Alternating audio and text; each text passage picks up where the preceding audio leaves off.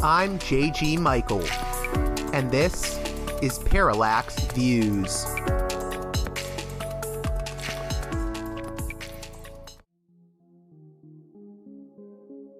Hey there, Parallax Views listeners. Before we get to this edition of the show, I just want to promote Wall Street Window, a website maintained by Mike Swanson that provides valuable insights on both financial markets and geopolitics.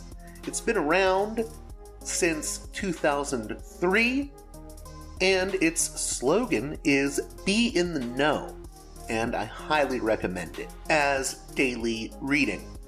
So go on over to wallstreetwindow.com and keep yourself informed. This edition of Parallax Views is brought to you by the $10 and above tier supporters of Parallax Views on Patreon.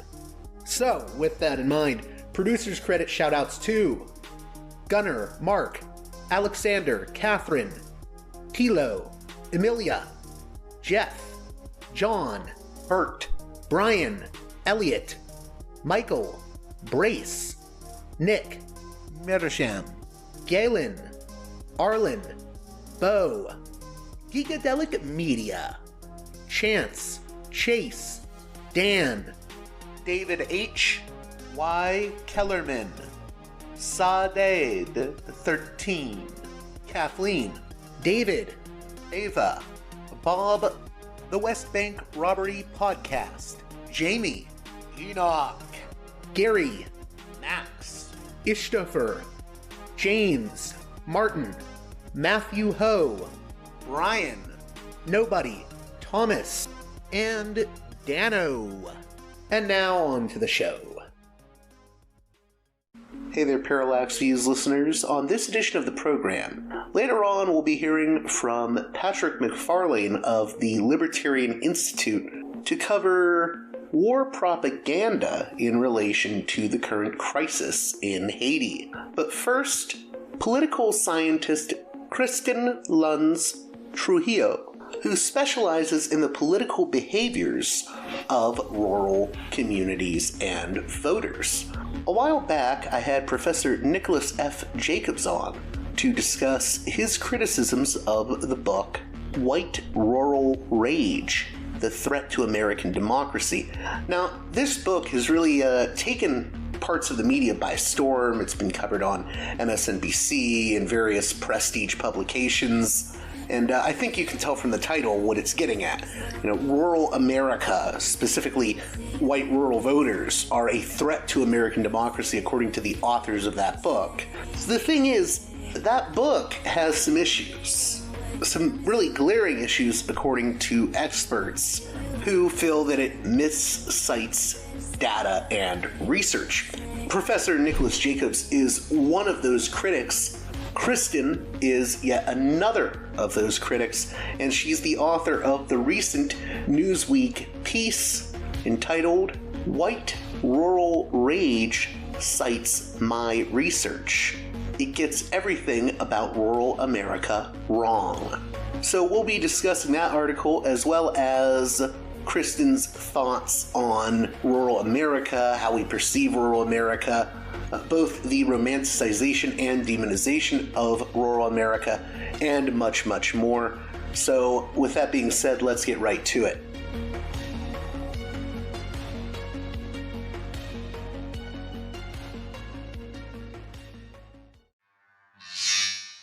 Welcome to Parallax Views, a guest that I'm very happy to be speaking with.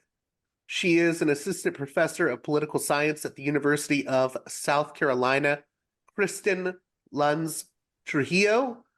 How are you doing today? I'm doing great. Thanks for having me. How are you doing? I'm doing good, and I'm really glad we could make time to speak because you had a piece in Newsweek that caught my eye. White Rural Rage cites my research. It gets everything about rural America wrong. And this op-ed caught my eye after I had another guest on recently to discuss the issues that a lot of academics seem to be having with this White Rural Rage book. So Maybe you could give your background in regards to, your research area of expertise and whatnot, and then we'll get into your issues with white rural rage.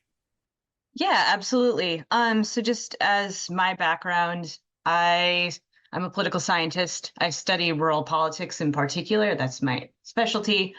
Um, Going back even farther, I grew up on a farm in the upper Midwest, a corn and soybean farm. So I come from a rural background. Um, Once I went to college, I remember I went to college in like a small liberal arts college, but I remember just seeing a very stark cultural difference between where I grew up and even some of the people there who may have been more from the metropolitan area in the state or nearby states or even from the coasts. And so that's where I started really seeing this cultural difference. I didn't really investigate that until I decided to go back to grad school. And that was in 2016 during the presidential election where Trump became president. And there I really became more interested in this urban rural difference. A lot of people were talking about it. And so that was the subject of my dissertation, especially looking at this idea of a rural identity versus just living in a rural area. So thinking of being from a rural area as a very strong part of who you are as a person and all the sort of cultural type differences or tendencies that go along with it. Since then, I spent a few years at a postdoc after I graduated from my PhD program, and now I'm an assistant professor. So that's my background. Like I said, I study urban rural politics.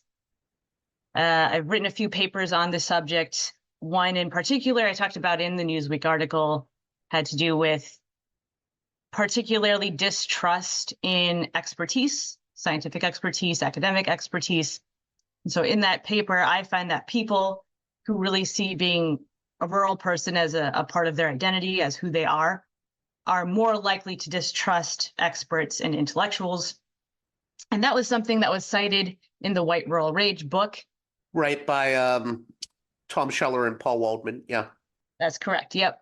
And so that was one of the big things that I really caught on, was that there was a sad irony happening where those authors were criticizing rural people for supposedly being, anti-intellectual and this being problematic for democracy and society, but at the same token, not really understanding their own position as academics and how by just scapegoating this group completely, not trying to understand some of the reasons why there might be that distrust, it's making it worse. And so that was really the basis for my critique of the book. There are lots of other problems I have too with it. But I think the biggest piece of information or the biggest message I want to get out is that, we as academics have a responsibility not to scapegoat a group along demographic lines, especially. And so that was my big piece. Are you familiar with Nicholas F. Jacobs? I had him on recently, and I believe he recommended you as well. Are there a number of academics in this area of looking at, rural America and the urban-rural divide that are taking issue with this book? Yeah, so I guess to begin with, there are a lot of in political science in particular, it's not a huge subfield that not a lot of academics study urban-rural division. It's kind of a burgeoning field. It's developing, so more people are getting more interested in it, but there aren't a whole lot of us. At the same token, among people who do study urban-rural politics, at least the ones I've talked to, the more prominent ones that I know of, a lot of them have condemned the book, either outwardly. Nick Jacobs has been one, Cal Moonis as well.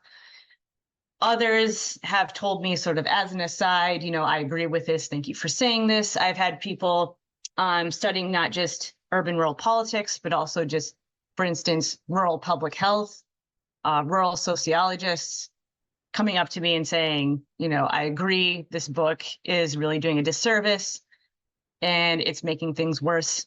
So I think, at least within the academic community, from what I've encountered so far, among people studying rural politics or rural related topics, there has been a pushback against this particular book. Now, you said that they cited your research on distrust of academic expertise. What was your research, and how did Schaller and Waldman maybe portray that research in their book, and what did you disagree with their portrayal? Yeah, so when it comes to my research in particular, they cited, as I referenced before, that one article that looks at rural identity, I found tends to predict greater levels of that distrust.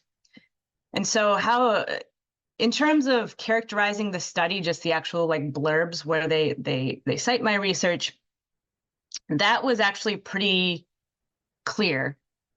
I don't think the actual, like paragraph or whatever sentence where they said my work. Yeah, you're not saying they misrepresented your work. I think you even say that in the article. Yeah. Whereas other studies they did. But for mine, no.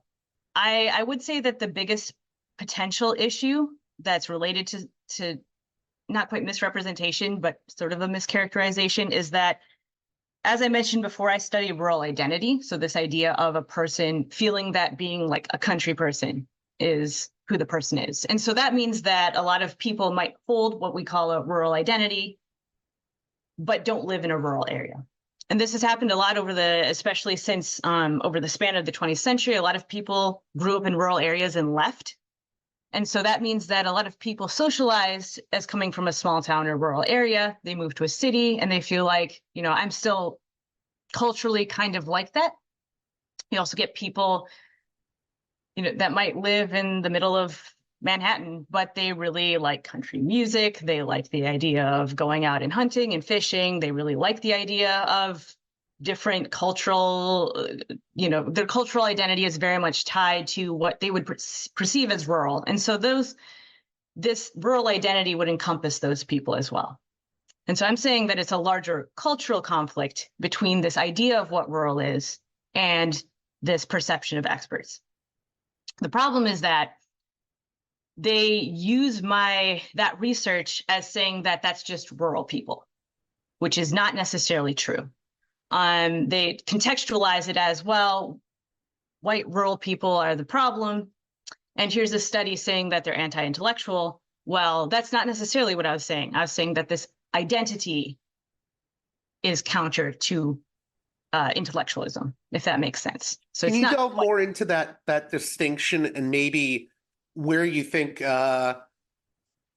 maybe Waldman and Schaller, the people promoting this book, could maybe, it sounds like you're saying they're not introspecting about the reasons as to why maybe people with a rural identity feel this way. Can you delve into that?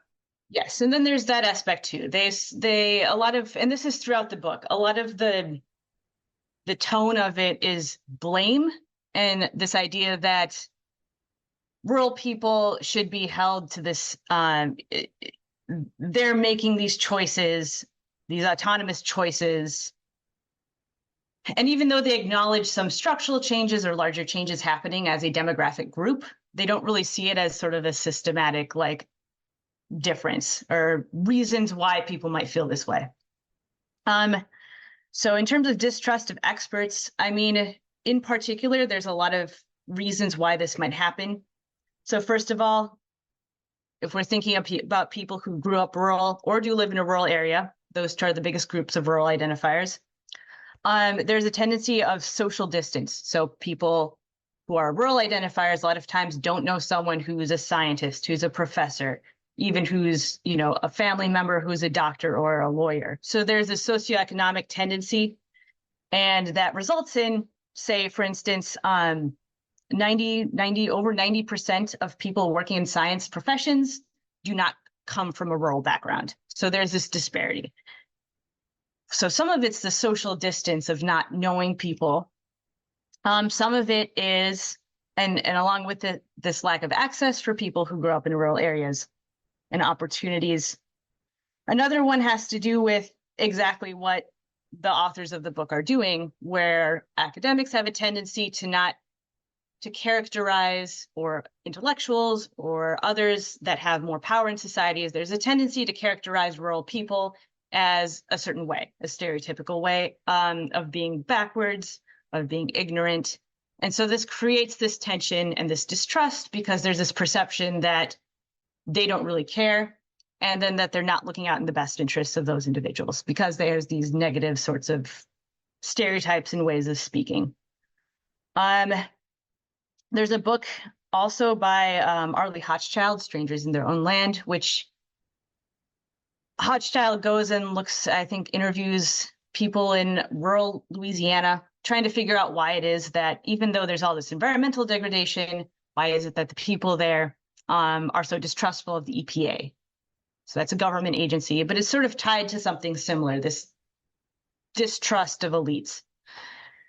And they find that the problem is the perception of the people that she interviewed was that you have this agency coming in, telling people what to do, giving people certain regulations, certain rules and restrictions, and yet they still see environmental degradation.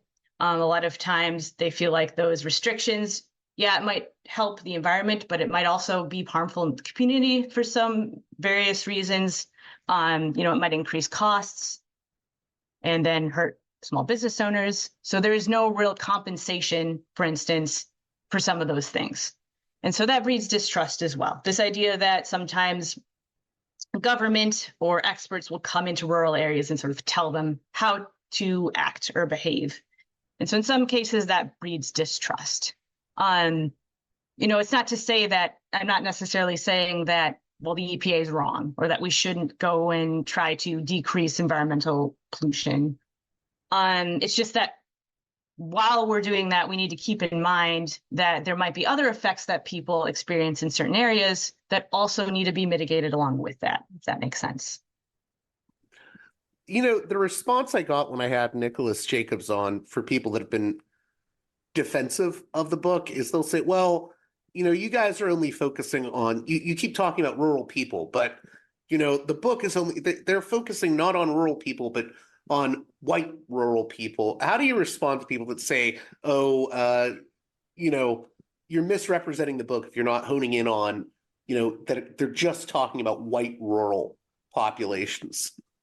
Well, in some ways, that's an ironic criticism because a lot of times when the authors cite something about, rural, like white rural America is this way or that way, they actually talk about just rural Americans. They don't actually hone in on the white rural American, even though that's the title of their book. So there is that particular problem where even the authors themselves, they make the case in some instances that it's just white rural people. And they have a chapter on non-whites, which is great. I'm glad there's more visibility given to that particular population. But then at the same time, they'll cite, for instance, the political violence article by Cal Munis et al. They cite that rural people are more politically violent. Well, they never say, well, white people in rural areas are more. They're not necessarily right. So the study itself isn't backing up that it's white rural. Now, it could be the case that it is. It could be the case that it isn't. With that particular article, they also misrepresent it because Munis et al. Find that people higher in rural resentment are more likely to be support political violence, but rural residents are not. And so there's some complexity there that got misrepresented. But in terms of it being specifically about white rural Americans, there's going to be, I think a lot of the motivation for that is that there's a partisan difference in terms of white rural Americans on average tend to be more supportive of the Republican Party. And a lot of the criticisms that the authors have are really directed towards people in the Republican Party. And so, in that sense, they are right to isolate that group. But at the same time, again, they're not really necessarily making the sound argument that it's white rural Americans in all these cases. If that makes sense. I also wanted to ask about, how the book tackles the issue of belief in conspiracy theories and, tropes about rural American Christian nationalism? Yeah. So I pointed this out. Nick Jacobs has pointed this out, that some of the evidence used for, say, QAnon conspiracy endorsement, some of the data used was a very small sample, not representative of rural America in terms of, they might be rural Americans, but they might disproportionately be from a few states, not including people from other states. Again, they don't specifically look at white. And then once you control for, so they will present, say, averages. I can't remember the exact 17% urban versus whatever, 20-some% rural believe this conspiracy theory. They don't necessarily account for other factors when they make that statement. So it could be that maybe that difference is accounted for by living in a rural area, or being Republican, or education level or something else. If that's true, then a lot of the reason why we see that difference isn't because necessarily they're rural people. It's because of a sorting of demographics, right? So it's not rural specific. It's not that they're necessarily the issue in quotations. It's just that you're picking up on that because of some other factor, if that makes sense.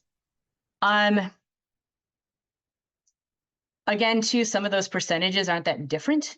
Both are minorities believing that. The average rural American, the average white rural American, isn't necessarily going to believe in some of these extreme conspiracy theories. To say that as a blanket statement, white rural Americans are, believe in all these conspiracy theories, well, that's not necessarily true. Even if there is a slightly higher tendency, that's not necessarily the case. That's being misrepresented. In terms of white Christian nationalism, again, there wasn't really evidence to back it up. There's an ecological fallacy issue happening, where they think, okay, evangelicals are more likely, or white evangelicals are more likely to support this Christian nationalism. White evangelicals are found percentage-wise proportionally more in rural areas. Therefore, rural Americans are higher in white Christian nationalism. That's not necessarily true.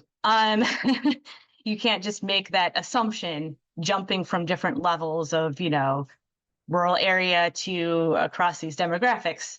I do know this isn't published work, but there is a scholar, a graduate student who's doing some excellent research on religion in rural America. And he had found actually that white Christian nationalism was not more or less likely in rural America, controlling for other factors. So I look forward to that being published. That's not been published or peer reviewed yet. But again, that points to this idea that the authors make this claim, but don't really have solid evidence that that's the case. They just sort of make assumptions, jump, they might have a piece of evidence, but then make these sort of logical jumps to get to that conclusion. Do you want to talk a little bit about more about rural identity in regards to, I guess you point out that a lot of rural identity is based more around feeling pride about being in a rural community rather than hating the urban community? Yeah, absolutely. So I found this in my dissertation, and it was on a smaller sample, so it is kind of tentative, but I do have ongoing research on a much larger and more representative sample of rural Americans, looking at different emotions felt towards fellow rural Americans, and then different emotions felt towards urban Americans. And I find so far that among just rural residents are actually more likely on average to feel positive emotions towards urban areas than negative emotions towards rural areas, first of all. And that kind of makes sense if you think about it. I mean, a lot of people who live in rural America might have friends or family who've moved to urban centers. They might occasionally go there for like vacations or to do something for fun. So to say or to assume necessarily that rural America is always raging against urban America is kind of ridiculous, I guess, of an assumption. Among rural identifiers, people who identify as rural, they are much more likely to feel those positive emotions towards their own group, rural Americans are great. I really like rural America, which makes sense. That's how they view themselves. So they're going to probably feel positively towards it. And for them, it's much less about the negative attitudes towards urban centers as well. People who feel rural resentment tend to have more, compared to those two other groups, tend to have more negative views of urban America, as you could probably imagine. But a lot of the reasons that established research on rural resentment has essentially consensus saying that the resentment's coming from a feeling of left behind or being forgotten or being disrespected. And so it's not necessary, there's some contextualization of why there might be that particular resentment. And when I say this in my article too, in terms of how people feel politically, over time in the US, it's become more nationalized. So it's this anger, rage that anyone might feel. I don't think that's limited to rural America. According to political science research, that is not limited to rural America. There is just more dislike of the political other that's happened increasingly over time in the United States. A lot of people too, in rural America, and I cited this study, feel more satisfied where they live compared to urban Americans. And so, yeah, there's just that rage part's also not accurate, or at least it doesn't take into account some of the other research. It doesn't account for how Americans broadly view the political other. To isolate it just to rural Americans hating, their particular others is not accurate. We know, for instance, that Democrats and Democratic groups strongly dislike the other side.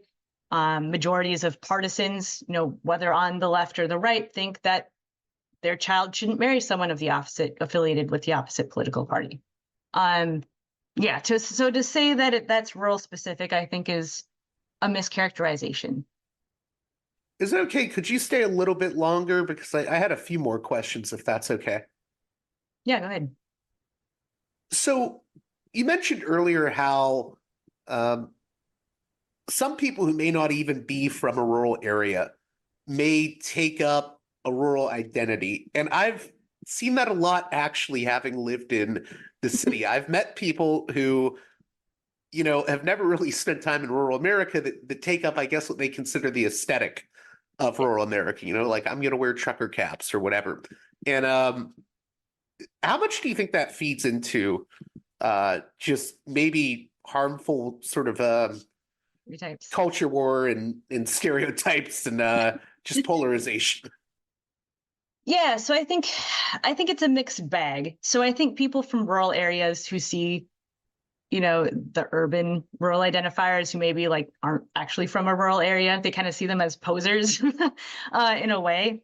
But at the same token, or at the same time, the research I looked at finds that rural identifiers, regardless of where they currently live, tend to have similar values when it comes to politics and political related values. They tend to have similar political leanings. So at the same time, there might also be some more likely affinity between those two groups than not. I think it's a fine line between being like, oh yeah, I love the country music and I've got my Carhartt jacket. That being a respect for what's perceived to be rural culture, versus we're starting to stereotype, I don't think necessarily that liking rural culture as it's perceived is necessarily a bad thing. But I do remember it's as an example of this. I remember when I went to college, there was a farmhouse in quotations. And so it's like this little house on campus, and then you can join the club, and then you grow organic vegetables or whatever. And so I was at first interested. I was like, oh, this sounds good. This is going to be 4-H or FFA. And then I joined. It was a bunch of these hipsters, just that wearing flannel and pretending to be these organic farmers. I'm just this is bullshit. So yeah, I think there's a tension there, definitely, but in some cases, I think there is like a similarity and there might be like avenues for mutual respect, but at the same time, it's sort of like, what are you doing? You're not exactly like us type of thing. So I want to get into the potential problems that this book poses with regards to our political climate and the polarization we're facing. You're an academic, so I'm not expecting you to get polemical with it, but I just feel like this is I feel like this book sort of is almost handing a victory to the sort of Trump and MAGA contingent of the Republican Party, by which I mean, you're sort of feeding into, resentment with this book. So that bothers me a lot. I think it's sort of doing Trump's work for him. Well, yeah, it's just pointing out that look, these East Coast liberals do indeed hate you. It's the deplorables all over again, is what it is. And yeah, I don't think it's doing anyone any favors. From a scientific perspective, if it had been much more sound and that was the conclusion, then fine, so be it. But I think even then there's a responsibility to communicate this a certain way without worsening polarization. I mean, even in, like, I talk to my family, I talk to my mom, and a lot of people in rural America, even who are Democrats, feel like the Democratic Party has left. They just don't care. There's not a lot of effort to try to talk to that, people in rural America by the Democratic Party. And this book contributes to that in a way, exactly. because if you're a Democratic strategist and you're reading this book, you're thinking, why even waste time going out to rural America? Yeah. Right. And so if you're communicating, because this book is also going to go to, political strategists or people, practitioners, essentially, not just academics. And so, yeah, as someone who might be working on a Democratic campaign, the thought might be, oh, these people are beyond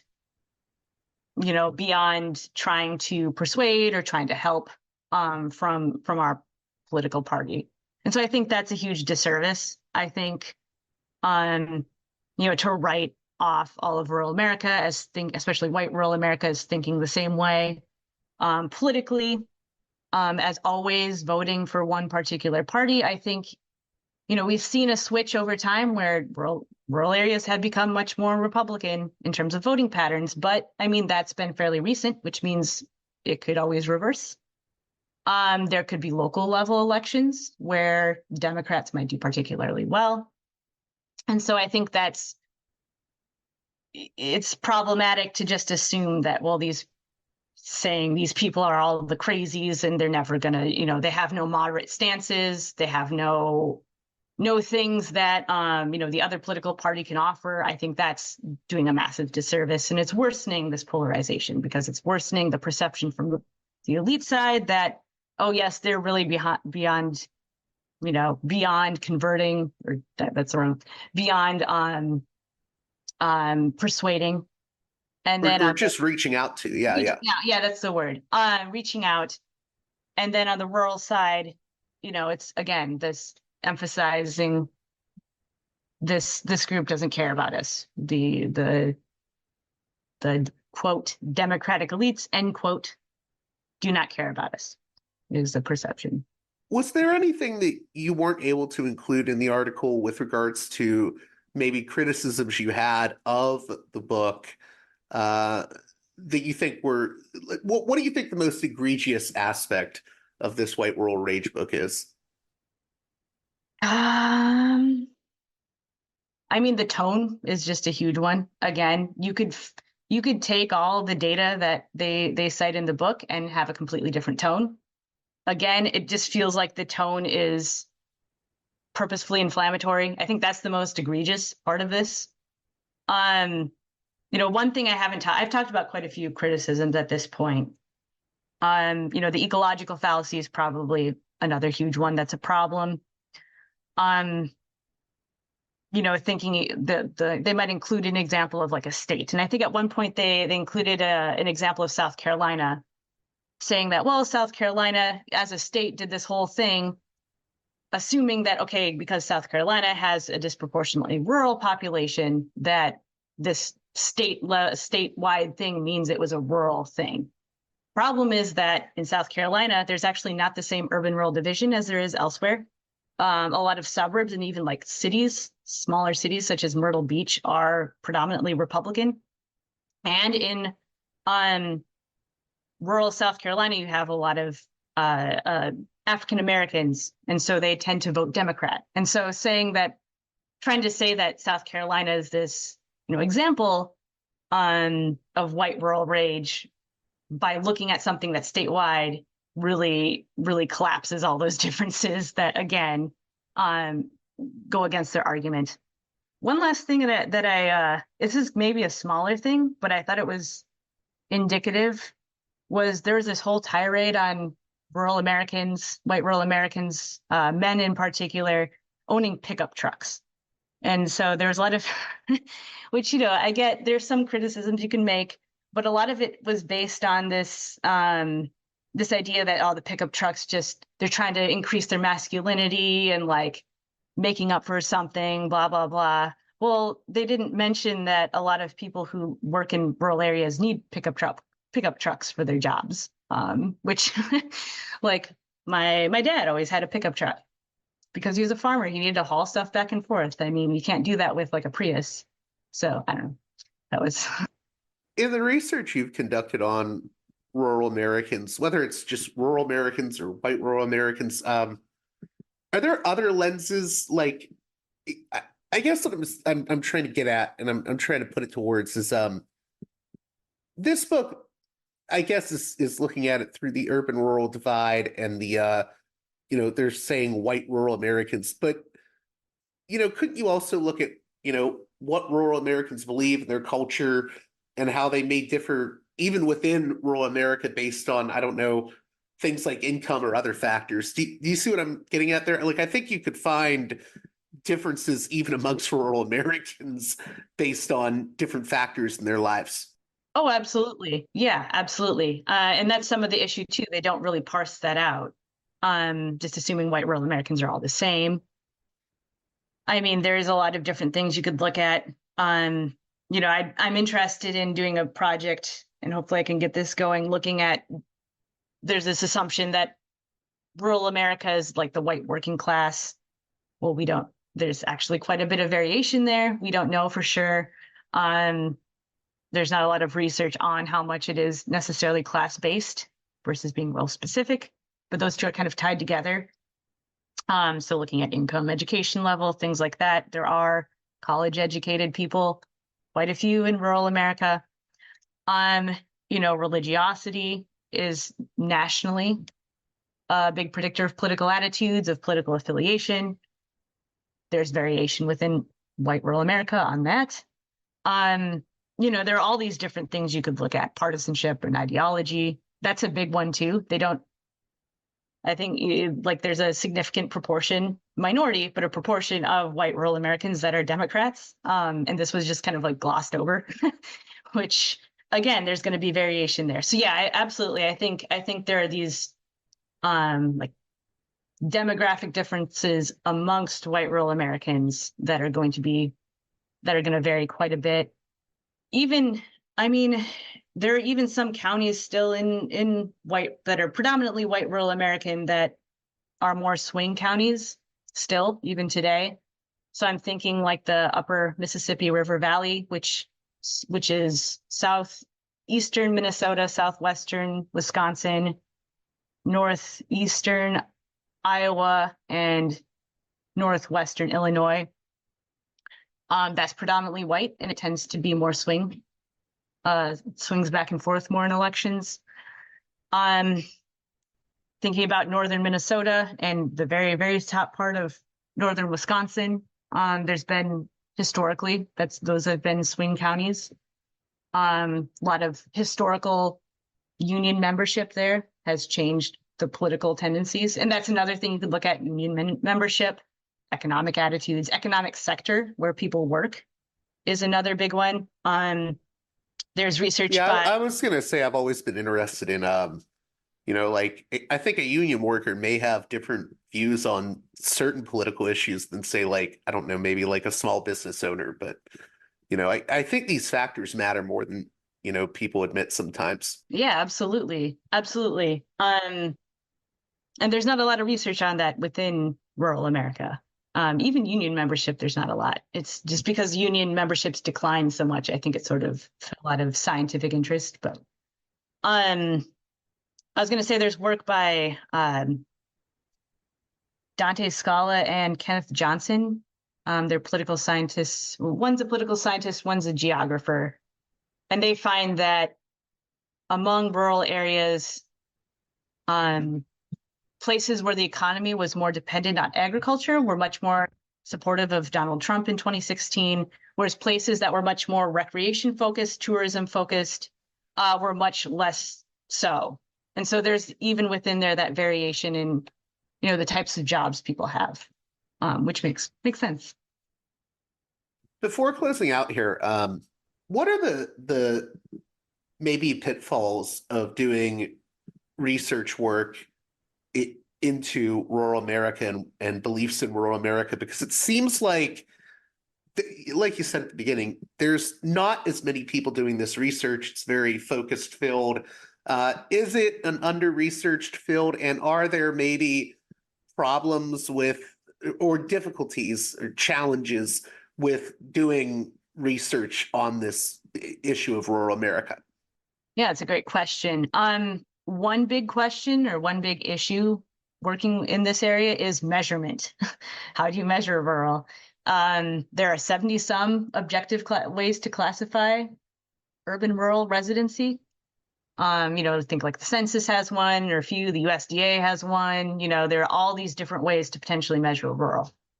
And then there's also the subjective, like, do you just ask people based on what they feel their area looks like to them, which is going to have a lot of variation. And a lot of these different measurements aren't that, like, there's a lot of difference. Like if you just pinpoint a particular area, some of those classifications might say one thing, small town or something. Some might say like suburb. So there's a lot of variation there. And so that's one big problem, I think, in trying to work in this area is understanding what is rural and what the boundaries are. And yeah, I think the other big challenge is just isolating what, is it actually is something actually rural specific, or is it just picking up on some of these other like rural adjacent things? Are we just picking up on socioeconomic status? Is rural showing up as something different because there are more Republicans that live in rural areas proportionally, compared to, say, cities where proportionally there are more Democrats. In terms of absolute numbers, that's not always true. A statistic I like to throw out is that more people voted for Donald Trump in New York City in 2016 than people who voted for Trump in South Dakota and Montana combined. So it's also, but anyway, so I think, yeah, isolating, is that a rural thing or is that just like a something else thing, is another big challenge, I think, to these studies. And then the final one, I think, too, is overcoming. There's a dichotomy that tends to happen in our society with rural. It's either like the White Rural Rage book, where there's all these negative stereotypes and just like seeing rural people as backwards or problematic. Or there's the romanticized, it's the salt of the earth. Yeah. Oh, these are the morally correct people. These are the true Americans in quotations. That's also problematic. I think there's this over idealized version of rural America among some people as well. And so I think trying to find the accurate portrayal is sometimes tricky, because there's so many associations, like different associations people have with rural America. That's the last thing I wanted to ask you about, and I'll include an anecdote from myself to talk about this, but I worry that it's very hard, I think, for people to get outside of the stereotypes they may have about rural America, especially if you're from an urban area. So I've had to, travel.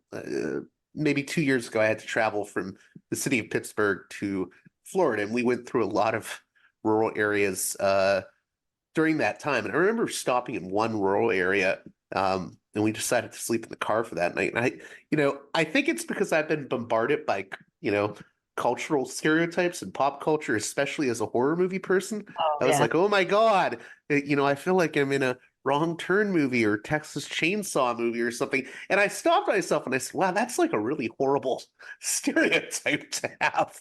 Um, how do we overcome do you think there's a way that we could better overcome these sort of really negative stereotypes? Because I even catch myself doing it occasionally, and it's not good. It's wrong-headed of me, but I have to pinch myself sometimes. Yeah, so I think you pointed exactly to one big factor, which is how culture portrays rural America. It's either like one or the other, right? It's either like horror show, unless it's a zombie movie. Zombie movies, you like want to be in rural areas. You're like safe there. Um, That's a but good point. I hadn't thought of that. yeah, or if I don't know, you have like a serial killer or something. Usually that's well, sometimes. Anyway, media tends to show rural America as either like really dangerous and scary, or this is where you're like safe totally. And so I think shows that portray rural America as more complex, I think would help. Showing similarities, showing any differences that might be a little bit more nuanced, I think would be good in terms of just cultural perceptions, because a lot of times our stereotypes are based on these sort of like media portrayals. I think too having, yeah, I guess that's the big one. Thinking about rural people as being a group that's been shut out from certain advantages, I think is another one. So trying to get more rural high schoolers interested in STEM careers or something like that.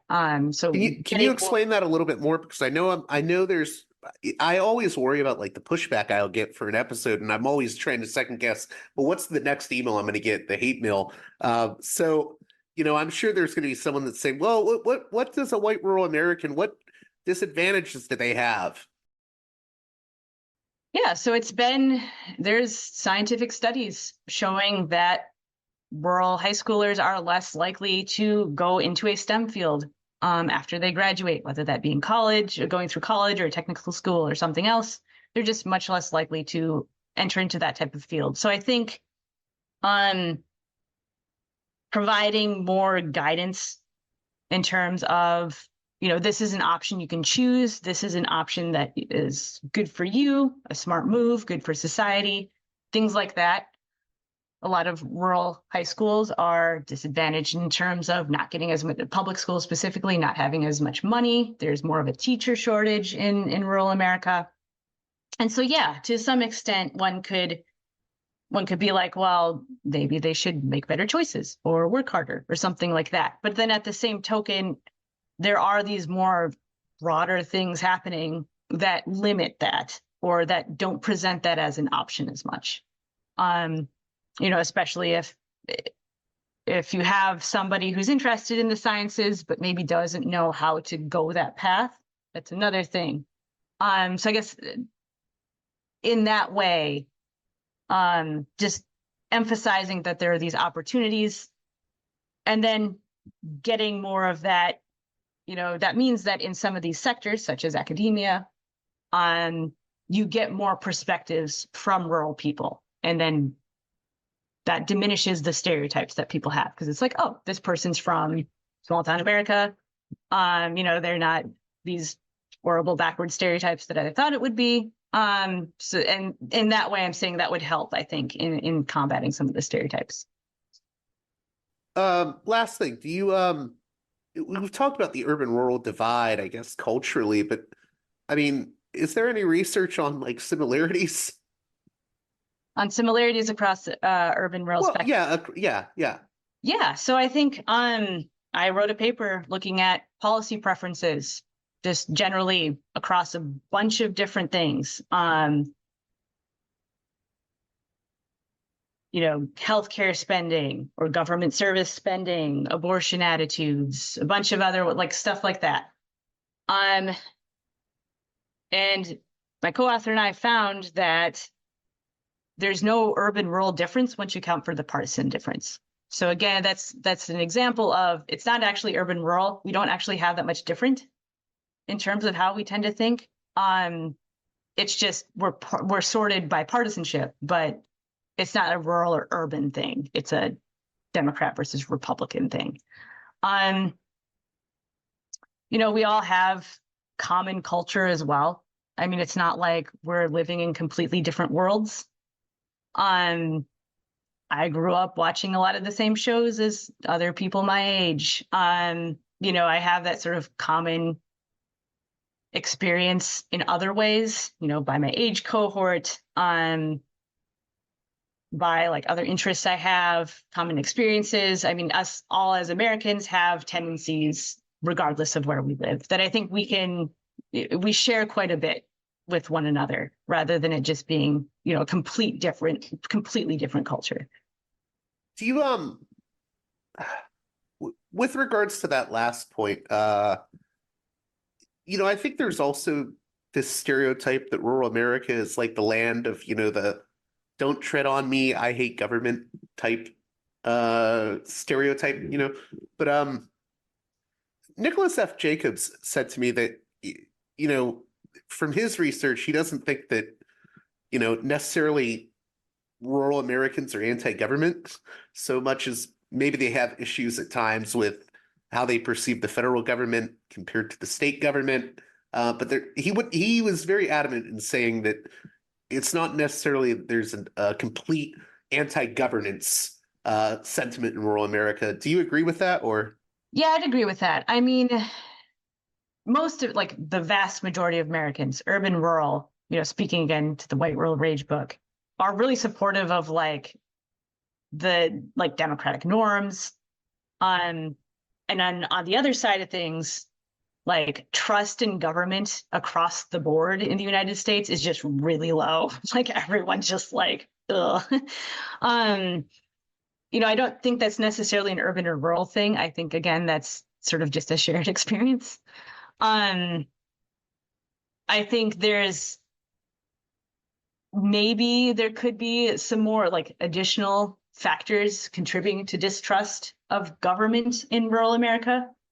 Just because in rural America, you're physically away from centers of power.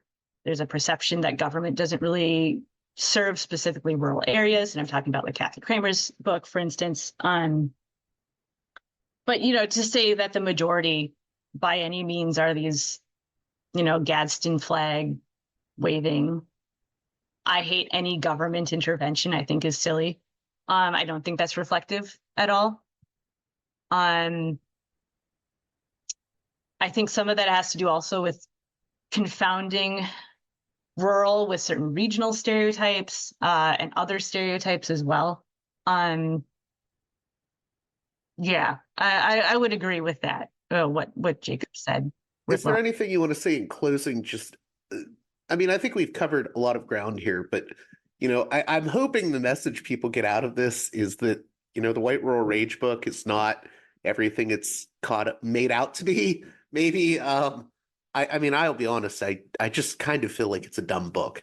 And I'm actually kind of just flabbergasted at the fact that it's getting so much attention because I think there's a lot of problems with it. What do you want my listeners to get out of the conversation, though? I'm hoping my listeners get out of it that I'm not a fan of the White Rural Rage book, but what do you want my listeners to get out of the conversation? Yeah, I think, books like White Rural Rage get attention from the media because our media environment prioritizes things that have shock value.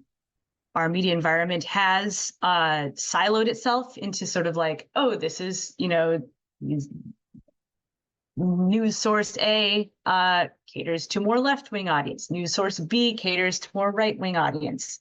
And so because of that, a lot of times these books that are more shocking or that are making these yeah, we forgot to mention, I mean, you want to talk shocking. I mean, the title is like very sensational. The subtitle is The Threat to American Democracy. You know, like rural America is the greatest threat to American democracy. I was like, oh. In isolation, yes. Right. Nobody else has any, yeah. Yeah, I think there's a tendency, even, I mean, this is, even me writing the Newsweek article is a little bit conflictual to me, because I know that the more I sort of push back against it, the more people are going to be outraged about it, and then the more attention the book gets. You know what I'm saying? Part of me is just like, maybe we should just all collectively ignore this. So yeah, I think there's a tendency for these kinds of books to get more attention than they necessarily should.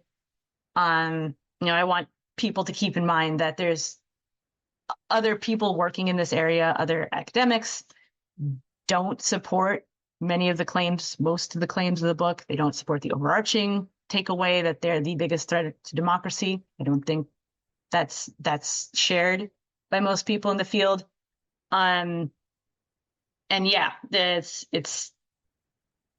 a book that I think just is going to create more problems than help people really understand what's happening. Well, hey, I want to thank you again for coming on Parallax Views. Is there any way my listeners can keep up with any? I mean, are you going to be writing more op-eds? Do you write anywhere else, or? Here and there. I mean, they can follow me on Twitter. Sometimes I put, stuff related to rural America, some of my research, other stuff I might write, or X, Twitter X. And my handle is at K Lunz Trujillo, if you want to follow. Next up, the Libertarian Institute's Patrick McFarlane joins us to discuss the issue of war propaganda in relationship to the crisis happening in Haiti. You see, recently, right-wing culture warriors have picked up on this story about Haitian cannibal gangs.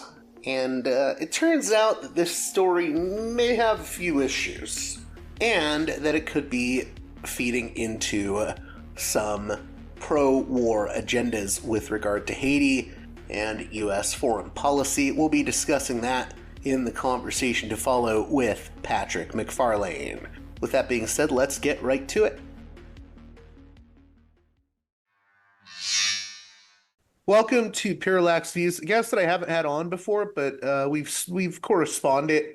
We come from very different ends of the political spectrum. However, I think we both have a skepticism of war and the war state. So Patrick McFarlane writes for the Libertarian Institute and also fill you in on his other projects. How are you doing, Patrick? I'm doing great. I'm really glad we can make this work. Patrick, anything I left out there? I know Libertarian Institute, anything else, or? I'm the host of Vital Dissent, which has been hosted on the Institute, but it's all there. I mean, if you in the right-hand column. Okay. So the reason I wanted to have you on was you have this piece out, Culture Warriors Spread Disinfo on Haitian Cannibals. First off, people have been living under a rock, or they're just not paying attention to what's happening in Haiti. What is this talk of Haitian cannibals all about? Yeah, well, right. This story was fun because, I mean, it wasn't fun because of the subject matter, although it's salacious, but it's kind of a story within a story, and I'll fill you in on the second part because it has more to do with who was saying this, I think. But the U.S. has such a long history of intervention in Haiti, it's hard to know where to start. But the immediate story really kind of begins where the president, Jovenel Moïse, was kind of overstaying his term, although he had arguments as to why that was fine.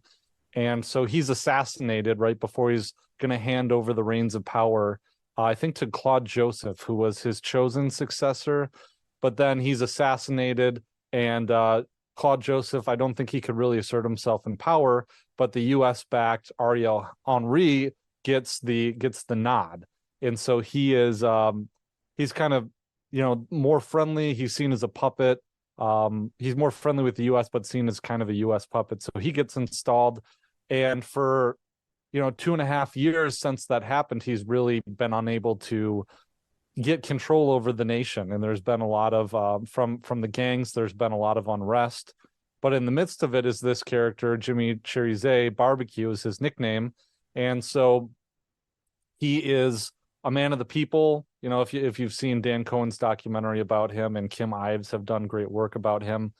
I don't know if I would be. I just don't know the facts, and I'm not like an expert on Haiti. I haven't been there like Dan Cohen has, and Kim Ives works there, so I don't know Cherize. I haven't seen the documentary and couldn't like cite things that he's exactly said, but knowing that he is a man of the people, at least that's what they say, and that he cares about getting these people together and having like kind of a bottom-up grassroots approach to security, the security that the state hasn't been able to provide for these people there. So in Henri's absence, he rallies the support of all these groups, brings them together to start a rebellion, while Henri is out of the country trying to secure a Kenyan military intervention. So Henri can't get back in the country when he wants to, and he's pressured by the international community to step down. Now, Jimmy Barbecue Cherize kind of this rebellion has gone full circle. They've kind of taken over Port-au-Prince, and then comes this narrative of the cannibals. And it's not the only time that there's, been that narrative used in history of, they're doing this horrible thing to the corpses, or they're eating baby. Not just with Haiti, but I'm saying when wars happen, this kind of like atrocity story pops up, and sometimes atrocity stories can be true in wartime, but then other times, you have to question them. I mean, the Iraqi baby incubator story comes to mind immediately. That's the one I go to. But I mean, people do have to question these stories at times because, propaganda floats around during, periods of war. And that's kind of what I've specialized in, things that I write about usually. I mean, I write about China a lot and Taiwan and kind of the new Cold War. But the other thing, is this, I'm fascinated with moral injury too, and killing and war, but also this war propaganda and atrocity stories. One thing that comes to mind, JG, you mentioned the atrocity stuff. One of the most famous stories is in World War I, the British propaganda ministry circulated this story that the Germans were distilling fat and glycerin from the corpses of their war dead. And there's this, I just wrote a piece about this for my ebook I'm working on, but there were these firsthand reports from Germany of that they were shipping big bundles of corpses on trains, that they were taking them off and boiling in these huge cauldrons in like the corpse factory. And it just turns out that the very kernel of this was a mistranslation of a German word, and everything sprouted legs from that and ran with it. And in this story in Haiti, there was almost less than that. I mean, it's a similar kind of thing, but there was less than that. So who are the main players that helped, I guess, spread this narrative? I guess Ian Miles Chong was, one of the figures that came up. Yeah, he was. And as far as I could tell, he was one of the original people that was circulating this story. That the earliest that I could find was his tweet. It was I guess it was an X post. So what he did is he completely did not cite any source at all for this report. He just put out a tweet with pictures of unrest from Haiti, which you could find anywhere. I have no idea when they were from. But just such is the case of Haiti, is that it's constantly in unrest. So he posted these pictures and said that Haiti is in, chaos, anarchy, turmoil, that there are cannibal gangs that are besieging the presidential palace in Port-au-Prince. That's what he said. And then there was, a lot of people that took it and ran with it, including kind of Elon Musk made several tweets. Like he responded to Ian Miles Cheong's original post, assuming it was true. And, whether he knew what he was doing or not, whether he was being reckless with the information, when the richest man in the world, the owner of the platform, responds to something assuming it's true, it has the effect of adding credibility to the story. And so all of these right-wing kind of culture warrior influencers on Libs X, of TikTok, libs of etc. TikTok, yeah, and even Tim Pool picked it up and was, made some kind of a sarcastic tweet about it, but assuming that the information was factual in that. And then Dom Lucor, I don't know exactly how you pronounce his name. He tweeted a video from a couple of years ago saying that it was Jimmy Cherize, but the video was a Haitian gangster who was burning a corpse in a fire and then cut a piece off of the leg and ate it in the video. But he said it was Jimmy Cherize, and people believed him. So you also, I think you wrote about, didn't some reporter from NBC News try to inquire about this to Chong, or? Yes. So Chong made a post about David Ingram from NBC, and I think this happened with the the Falun Gong Chinese organ harvesting story too. Is that well, not specifically that story, but with Falun Gong itself, where you get the mainstream media actually doing their jobs when it means trying to nail Trump supporters or dissident figures of all stripes. So with Falun Gong, there's this supernaturalist Chinese dissident group that owns the Epoch Times in New Tang Dynasty. I don't know if you've heard of these organizations. I'm very familiar with the Epoch Times, and oh yes, I'm familiar with Falun Gong. Yeah. So they're very culty. they are. There's yeah. and I mean they have a charismatic leader who lives in a compound, and like all of the adherents, the practitioners, they do a job where they don't get paid and it all goes to the group, that kind of stuff, weird medical treatment stuff. But so David Ingram essentially starts doing his job when it means nailing people like Ian Miles Cheong. And so he sent Ian Miles an email asking what his source is for this Haitian cannibals claim. And in the email, David Ingram asks, oh, well, there's one report that I can find that's recent about cannibalism in Haiti, and it's from the British Star Express. So it's the Daily Express US. So I assume it's the British Express United States version of that. And I think the Express UK is kind of a tabloid. Is that accurate to say? Yeah, I believe so, yeah.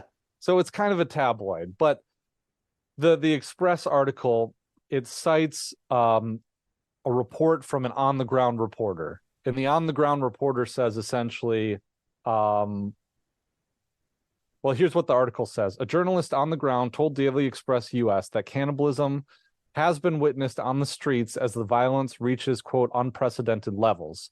Speaking anonymously, the reporter said, Haiti is living in a total chaotic situation right now. It is total chaos everywhere, especially in the capital where I am right now. And following the interview, the journalist said via text message, cannibalism is not widespread, but definitely an indication of the worsening situation.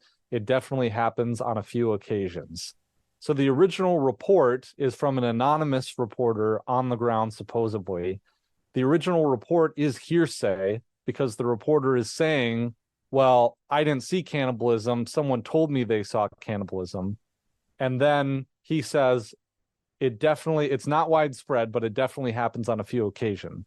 So Ian Miles Cheong took this, and all of a sudden it's cannibal gangs are besieging the palace in Port-au-Prince. So it's not even a so in this case, report. Ingram actually was asking very legit questions to Ian. Yeah. And that is so it's just incredible to me. And I think, I alluded to the story within the story before, is that if you go through, like, I don't want to be too alarmist about it, and it's a little speculative, but if you go through Elon Musk's replies, he is always like reaction baiting with all of these right-wing social justice, anti-social justice commentators on Twitter. They're like agitators. And he's always interacting with them, and I don't see him interacting with much else. So then, sorry. did you read it all about were you going to add something, or? Well, I don't know, like, if he's reaction farming, if he's engagement farming, because these are a lot of the people, according to Taylor Lorenz, again, another kind of mainstream journalist who is famous for going after libs of TikTok. But she had an article out saying, well, Elon Musk's, when he started paying people for their Twitter traffic, he started paying this community first. And Right. it seems like he's fostering it. Yeah, I think a lot of noise is being created now by certain people realizing, oh, if I tweet this for in the next week or the next 2 weeks, I can just click farm this. I mean, I think this is what has happened with the whole right-wing pundits talking about Sydney Sweeney endlessly. I feel like there's more important things to talk about, but I mean, if it's getting clicks on Twitter, I mean, they are getting paid by Musk for, generating buzz. Right. Yeah. So that could very well be the case with this as well. And I don't want to assume the worst, like it's some kind of scheme behind the scenes for Elon Musk to be pushing kind of pro-interventionist propaganda. I think it probably is just trying to foster a community, which is what it appears to be. So out of curiosity, do we know anything about how he got this name barbecue? Yeah, so the story that I've heard is that his mother was a street vendor who sold food, barbecued food, and that's when he was a child, he would help her sell it. Now, so I don't remember who said this. I don't know if it was Daniel McAdams from the Ron Paul Institute, but he said, if this guy were running for office in Texas, everyone would love him with a name like barbecue. But instead, now the implication is, oh, well, you're a cannibal, or you burn your opponents in this gang war. Yeah, that's the thing. That's also what I heard, was that that he got it from meat vending or whatever on the streets in Haiti, and it's like that's been glossed over though by people that are pushing this narrative. What do you think the dangers are of this stuff getting pushed right now? This kind of, I mean, maybe it could turn out to be true, but it seems like it seems like there's reason to not believe these claims. I think the ultimate irony of it is that all of these kind of right-wing culture warrior influencers hate Joe Biden, right? Maybe they're pro-Trump, like kind of alt-right, whatever, or populist right, or whatever they are. But the ultimate irony of it is that it has the effect of advocating for an intervention that Joe Biden has wanted for years, or at least the Biden administration. Who knows what Joe Biden wants? But Antony Blinken has moved for this and petitioned the UN for another intervention in Haiti. First, they tried to get, there was talk of the US leading it. Well, we don't want to lead it ourselves, probably can't sell it. Also, then it was Canada who was going to lead it, but Canada declined. Then now they're working on Kenya, and Kenya's Supreme Court actually shot it down. But then they were finding a loophole, and that's why Ariel Henry was in Kenya to try and negotiate this loophole to get that deployment. And so now this narrative, I think the culture warriors are trying to use it to say, well, look, Joe Biden wants to import Haitian cannibals who are now going to be imported to the United States, and we're going to have cannibalism here if we're not careful. That's kind of the narrative, but it advocates for Joe Biden's intervention. Is that a concern for you as a libertarian? Where what I'm saying is, I think you have certain right wingers now that want to push this narrative because it gets people scared when they start hearing about cannibals. What if they come to the U.S. and all of this stuff? And I think there is a connection between, being very, very trigger happy on war and being pro-war or pro-intervention. And then I think that can often create environments in the U.S. where there's clampdowns on U.S. citizens domestically. Do you worry about the ways in which, I guess the warmongers can end up affecting us domestically as well? Yeah, I think it kind of goes to the heart of what the antiwar.com project is, in terms of that domestic policy is oftentimes shaped by foreign policy. And of course, right now the libertarian movement in the place that it's in is a great kind of mystery to me at this time, because there was all this energy behind taking over the Libertarian Party, but that didn't really turn out. And now we're kind of rudderless and leaderless, and we've kind of fractured into all these different groups with different pursuits. But I think that there is an element of it that is still pretty right-wing culturally and tries to say, we can't just have this libertarian policy. We have to attach being culturally conservative with it. And with there's a huge element that is very anti-communist, very like in like a National Review kind of sense almost.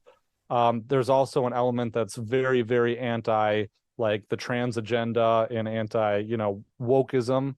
And there's also one that is very like, we need to do something about immigration. Like this is an invasion, and there's a lot of people in the libertarian scene that really buy into that. And I have some of my own feelings about it, but one of my really big concerns is that militarizing the border or doing things like clamping down on what is perceived and being sold as an invasion is probably going to have a problem for us with civil rights, right? I mean, yeah, I think you nailed it there. The thing that gets me is I think militarization abroad leads to militarization. That I think at it leads home, to it at yeah. home. Yeah, I mean, I think we saw it with the war on terror. Patriot Act and whatnot. Yeah, yeah, and it's kind of like from a libertarian point of view, the state puts you between a rock and a hard place by design. And it's like you have to choose between two really, really bad options. And from, I don't want to completely discount the concerns that some of my intellectual colleagues, not in a literal sense, but people who are fellow travelers, I don't want to dismiss out of hand their concerns culturally like that. But I know that they also don't like, destroying civil rights in the name of a proclaimed war, a declared war. Is there anything else I missed with regards to this barbecue story? I mean, did we talk about the video that liqueur? I think we touched on it briefly, but I think the thing with the video was essentially that it clearly was not Jimmy Barbecue in the video. Like anyone who's seen a picture of Jimmy Barbecue would immediately know that this person is not Jimmy Barbecue. And Dan Cohen tweeted at him several times saying like, hey, this is clearly not him. And Don Lucore doubled down on it. Really, it was crazy. I guess I have to, so I want to address this because I know there's people listening that'll say, "Oh, I don't like Dan Cohen because he writes for Mint Press and Mint Press is connected to this." And how do you respond to the people Sure. that are going to like try to attack the sources you used here? But I mean, he's not the only source you used, to be honest. So I don't. Oh, sure, Yeah. yeah. I get the same thing from libertarians too, who are like, well, we hate Max Blumenthal because he's a tanky or something like that, or we hate, oh, well, I'm not going to believe you because you cited the gray zone, or, name your kind of fellow travel. Oh, you like Caitlin Johnstone, and Caitlin Johnstone, loves antiwar.com and like promotes your work all the time. Well, I have not agreed with all these people myself, and I'm not a libertarian. Yeah, of so, course. I mean, that's why I brought it up. Yeah. Yeah, and I think I don't know. It's like you take. Well, I've learned over the years that you take the good where the good is, and you don't have to take the rest. So if there's something you identify that's good information or a good point, I mean, again, like I alluded to. You also cited the guy from NBC News, which right, yeah. I mean, if there's journalism being done, it's like, well. Anything else you want to add in closing, or anything you want to plug here? Yeah, well, again, I really appreciate the opportunity to come on your show, JG. I like a lot of the stuff that you do, like on film and books too. But at any rate, yeah, if you like my work, I've really been focusing my efforts on putting one column out at the Institute on Thursdays. And then I have an email list too and a membership website at vitaldissent.club. So dissent like a court opinion. That's the URL, or vitaldissent.com. But otherwise, the libertarianinstitute.org. Well, thank you again, Patrick McFarlane, for coming on Parallax Views, and hopefully we can do this again in the future. Maybe we'll do a longer episode, but I felt like for this one it should have been a little bit shorter just because there's not much to say beyond the basic facts and what people are getting wrong about the Haiti stuff. But thank you again. Yeah, for sure. I appreciate it. Well, that does it for this edition of Parallax Views. if you appreciate the work I do, please consider supporting me on Patreon at patreon.com/Parallax Views. One more time, that's patreon.com/Parallax Views. It is you, the listener, that makes this show possible. I only have one advertiser, the mighty Mike Swanson of Wall Street Window, but otherwise this show is entirely listener-supported. So if you can, kick me some cash at patreon.com/Parallax Views. One more time, that's patreon.com/Parallax Views. And with that being said, until next time, you've been listening to Parallax Views with Parallax Views to Parallax Views with Parallax Views. The way out is not simply to say, don't do it, just to prohibit. It's nothing else. If we don't do it, others will be doing it like crazy. So, we have to confront the problem. But no, basically, I know of the great anxieties, problems, new forms of control, but it's also new forms of freedom. This is why I always emphasize that internet and all this new digital stuff, it's a very ambiguous phenomenon, but it's the field of struggle. New forms of enslavement, but at the same time, new incredible forms of freedom. We have to accept the fight with no nostalgia for old, allegedly more authentic communities or whatever. I'm not afraid. I'm not afraid. I'm not afraid. I'm not afraid.